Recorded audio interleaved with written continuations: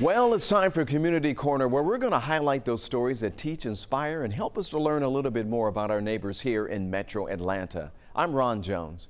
First, a nonprofit organization in Gwinnett County that has equipped hundreds of veterans with service animals over the last decade is at somewhat of a standstill. 11 Alive's Brittany Kleinpeter takes us inside the facility and shows us how this critical work could now be in jeopardy. This place saved my life. And not just mine, many other veterans. This is not an obstacle course. This is a confidence building course. For many of us, Free belly rubs. all we need is a little bit of confidence, This is consistency, and companionship. He's my partner. We hang out all the time. To know that everything is going to be okay. connection will draw you away from a lot of mental health battles. You're gonna make a good service dog. And for many veterans, Look how attentive he is. like Antonio Merriweather, So when I came here, I was suffering PTSD, depression, anxiety, addiction. It was about as bad as I could get. a canine can offer that life-saving connection. Not to say that therapy doesn't work, it does. Not to say that medicines don't work, they can.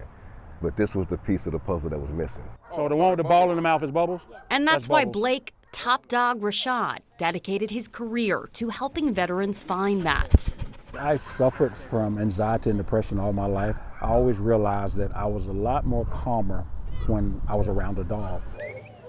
He went on to open Top Dog Canine Foundation in 2011, dedicated to providing veterans with service animals. But recently, a lack of funding from donors has slowed him down. So we have these veterans waiting on our list, eagerly waiting and wanting these dogs, and financially we can't provide the training to the dogs to give to them. And that's frustrating. Where you running to? And he's now faced with the unimaginable, giving these dogs away. Knows how to get all the pets. And while Rashad sees what he's up against, it's only an obstacle. And he has confidence the community will step up consistently to keep his mission on course. Take a stronger step towards helping veterans, other than saying thank you for your service. We love for you to say that, but it takes a lot more to support us than a thank you. In Gwinnett County, We're going to fight to keep these dogs. These are great dogs. They don't need to go to a shelter. Brittany Kleinpeter, 11 Alive News. The legendary Morris Brown College is officially back on the map. 11 Alive's Faith Jesse speaks one-on-one with the school's president to learn how he is now leading the charge to revive this historic institution.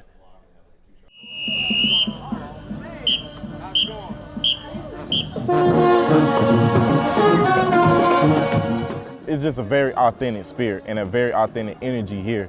Saquon Hobbs is about to graduate from Morris Brown College. Yes, that Morris Brown. Featured in the blockbuster hit Drumline. It feels good to be at a place where you're cared about and you're heard. When I was making up my decision, the only president that reached out and responded back to me was Dr. James. When I meet people today, right now, and they say, Morris Brown, where is that? I always ask the same question. Have you ever seen the movie Drumline? And I've never met someone who said no. And then I say, that school in the movie Drumline, that's a real school called Morris Brown College. That's us. What does it feel like to just walk in steps of history that has been made here? It feels amazing. So much has happened on this campus for so many years. For 2 decades, the school sat as a shell of itself. A financial scandal in 2002 stripped Morris Brown of academic accreditation. You came in 2020, 2 years later. Yes. You all received accreditation. Yes. How'd you do it? Well, the first thing that I had to do was I had to get people to believe. It's been 20 years. No school's ever done that. They filed $35 million bankruptcy. They lost their land. They lost everything. Why are you wasting your time? So my biggest challenge in the beginning was just getting people to believe that this was possible. How did I do that? Social media. Post after post, momentum built. Our first big win was getting approval by the state of Georgia just to be a college. Last year, the college gained its accreditation back. We just made history as the first HBCU. 4 years ago when I started at Morris Brown College, we had 20 students. Today, we have 338 students. It's over 1,500% growth since we've become accredited. So it was really the community that helped to rebirth Morris Brown College. How is Morris Brown benefiting the community? We call ourselves a safe haven for all hungry souls, a place where that student who might need a second chance, a place where that student who just needs someone to hold their hand and guide them. That's Morris Brown College. We don't have as much resources as other institutions, especially technology-wise. But being in small classroom, it gives me and also my peers opportunity to get hands-on learning. For Saquon, finishing at Morris Brown is building on a legacy. My mom actually received a scholarship here when she graduated high school to be a part of the dance team. But unfortunately, she wasn't able to continue her career because of being pregnant with me. So I kind of looked at Morris Brown as an opportunity to kind of finish something that she started for the most part.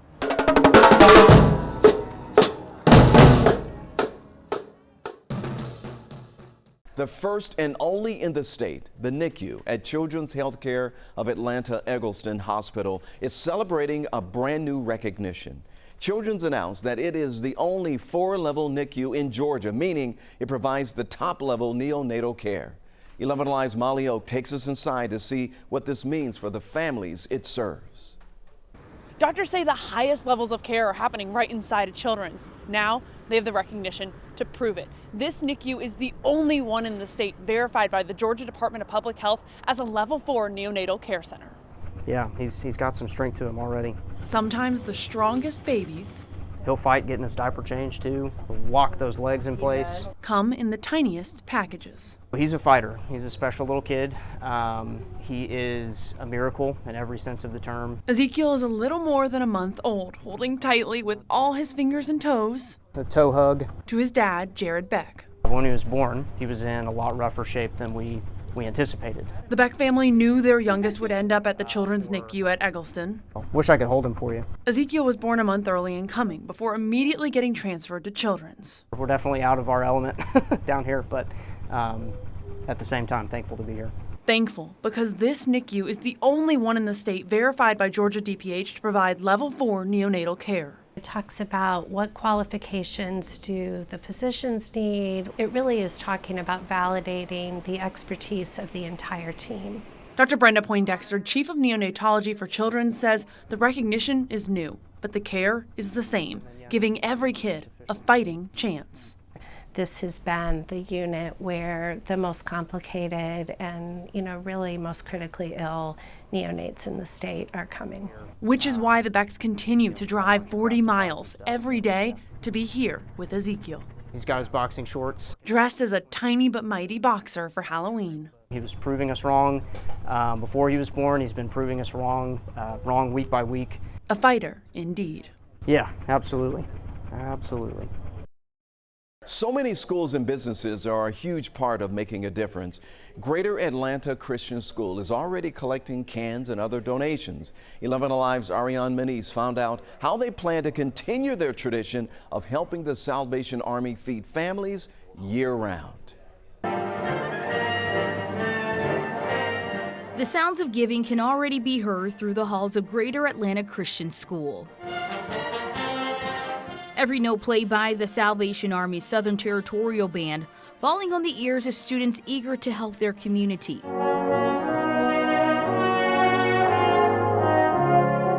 A familiar sound to GAC's band director Wallace Comrath. I've just been so involved with the Salvation Army's. Comrath grew up in the Salvation Army. Both parents were ministers with the organization. Starting at the age of 12, my dad would pick me up from school after school, and he would put me at Faye's drugstore where there would be a Salvation Army Christmas kettle there, and I would play from 4 p.m. to 8 p.m. He still has a deep love for their efforts. It's a love and commitment that runs through GAC. Every year, students go above and beyond collecting cans for 11 Alive's Canathon. And it's really exciting to see the donation tables fill up really quickly. I mean, over the last several years, they've brought in almost 30,000 cans just from this one campus. Captain Paul Ryerson says GAC is one of the Salvation Army's greatest partners, bringing in all kinds of food to fill pantries. Those are cans that we get to use year-round to hand out to families who are in great need. And as students collect cans, they collect new lessons of what the Can-a-thon means. The more cans I bring, the more people that would get helped, and I want to help more people in that way. Inspiring them to spread their gratitude outside their school community. Last year, when I decided I wanted to put in more of an effort, so I started a neighborhood can drive. I've definitely come to appreciate the price of food and how my parents are able to provide for me. Emma Denton has been collecting cans since she was 3 years old, now a 12th grader. She now lends her musical talents to the Salvation Army. I've been performing at the kettle giving since my freshman year, and that's a cool experience because it's a way to serve with the community of people at school. Filling their hearts with sounds of giving back and supporting the Salvation Army.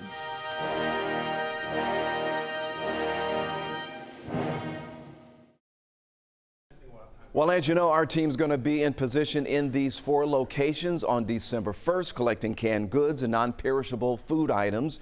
Decatur, Gwinnett County, Cobb County, and Fulton County, of course. You can find all this information on our website, 11alive.com/Can-a-thon.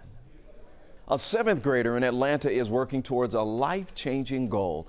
And guess what? He's not alone. 11 Alive Cheryl Preheim shows us how he has the support of an organization giving kids permission to dream and resources to reach it. Something about a baseball in hand feels like home. I have a target right there, so I line up and throw. For 12-year-old Jalen Du Bois, it transforms his apartment parking lot on Cleveland Avenue to a ball field. They help me get better. It carries him away from worries and challenges around him. What do you feel when you're out there playing? Feel like myself. Baseball is giving Jalen a dream to pursue and people to help him get there. I remember the first time watching you play in our middle school league.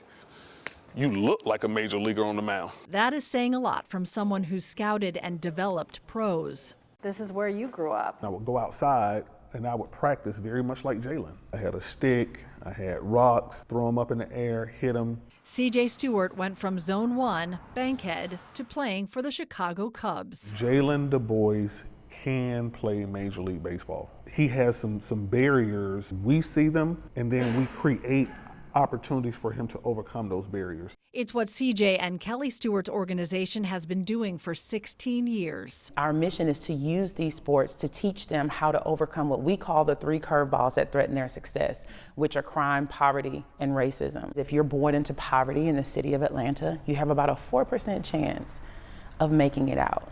One of so many reasons Jalen's parents are so grateful to lead.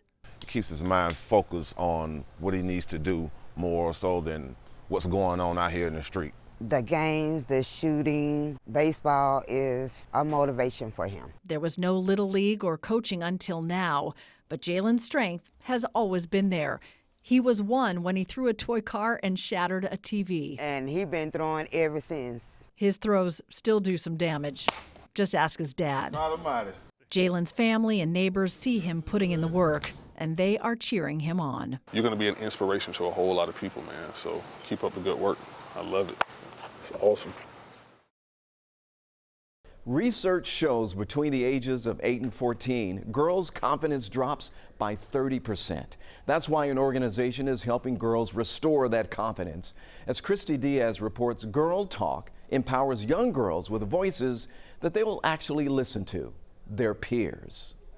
What stands out to you about that? For 35 minutes before school, these 4 high schoolers lead the classroom. I saw your hand first. Directing the discussion, asking insightful questions, and offering advice to this group of middle school girls about some of the toughest issues they face. They might bully someone else about their insecurities. Teacher Haley Rubin oversees from the corner. It's not just a grown-up problem.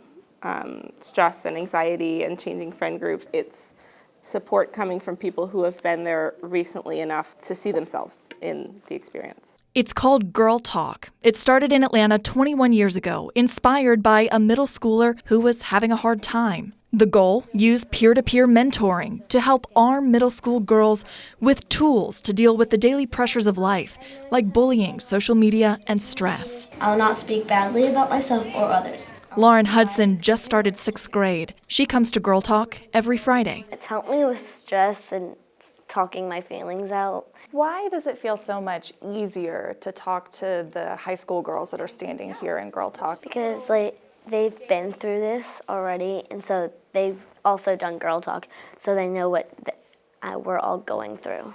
All 4 of the high school leaders were part of this group when they were in middle school. Now they mentor the younger girls. I know exactly what they're going through and how it feels, and I still struggle with many of the same things. I feel like it also helps me. This is a safe space, at least I think that's how they feel. I think that's why they feel like they can contribute to our discussions so easily.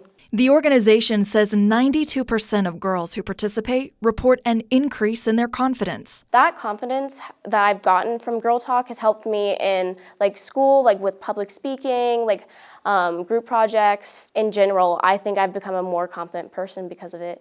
Turns out all it takes is a little Girl Talk. Taking advantage of those insecurities, A promising young recruit for the UGA football team is making headlines in Bartow County. Sokovie White is getting a lot of attention for his ability on the field and what he could bring to the Dogs next season. However, Kayla Ross has a story of how his impact is even greater for the team that matters most, his family. Friday night lights shine brighter with Sokovie White on the field. The Cass High School senior takes his star in stride. I cannot be serious in the games. I'm sorry, I cannot. His smile lighting up for the game that he loves. Teaching me responsibility, work ethic, and how to be there for my teammates. End zone, and it's caught for a touchdown. Wow. Sokovie White. But for Sokovie, it's not the points he racks up on the field that count. Ooh. Touchdown, Caroline Hilton. It's his home team that matters most. I feel like I'm one of the people who see her and actually hear her and listen to her. Whatever she's doing, whatever she's saying, a lot of people are scared of her and won't really interact with her because they don't know what to do. She's laughing from the spinning around. Sokovie moved in with the Helton family in 8th grade. He got a big sister in Caroline. She got an annoying little brother. Yeah, she's not laughing at my jokes. Their mom, Andrea, says they bring out the best in each other. Sokovie can be exactly who he is with her. He's not looking to impress her. She's really not impressed with him. I mean, most people are impressed with Sokovie because of his ability. I'll step into the end zone.